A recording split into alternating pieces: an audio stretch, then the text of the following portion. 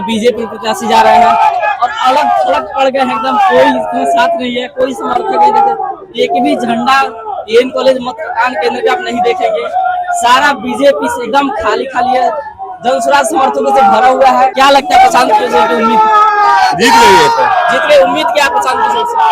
बहुत मतलब साफ सुथरा रखेंगे और क्या सब कितने वोटों से आवर से जीतेंगे। और यकीनन ये पढ़ा लिखा बांकीपुर की जनता ने जो है ना हीरे का चुनाव किया, हीरे को तराश के सामने रख दिया है।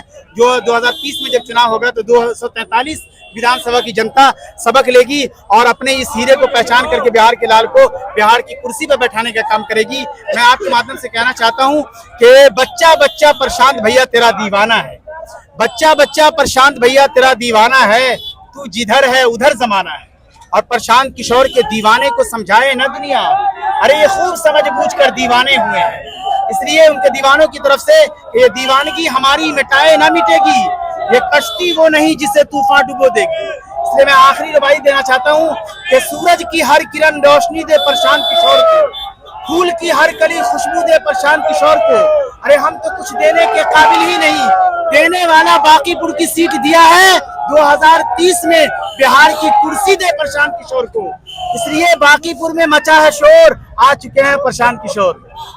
और माना जाता था कि 2-2.5 दशकों से बीजेपी का गढ़ रहा है, इसके ऊपर क्या मानते हैं? हाँ, यकीनन जिस तरह के विजय दालापति को तमिलनाडु के लोगों ने देखा, उसी तरीके से ये बड़े राजनीतिक सलाहकार हैं।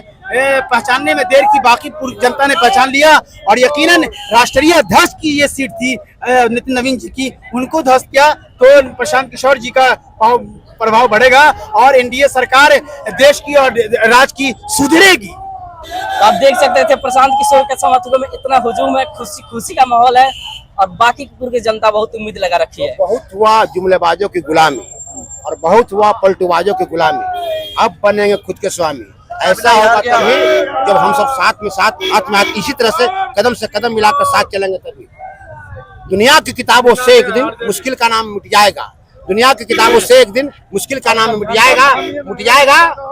बांकीपुर के जनता के विधानसभा के जनता के आगे अंबर भी सर को झुकाएगा। हम प्रशांत किशोर का पार्टी से नहीं है, आरजेडी से है और रेखा गुप्ता के साथ में 2 महीना काम किया भूखे प्यासे रह करके, पर रेखा गुप्ता हार रही है, इस बात का गम है, अफसोस है, बहुत गम है, पर किला ढह गया इस बात में दम है। बात समझ में आया? अपना प्रत्याशी जीते ना जीते दूसरे हार गए, इस बात की खुशी है।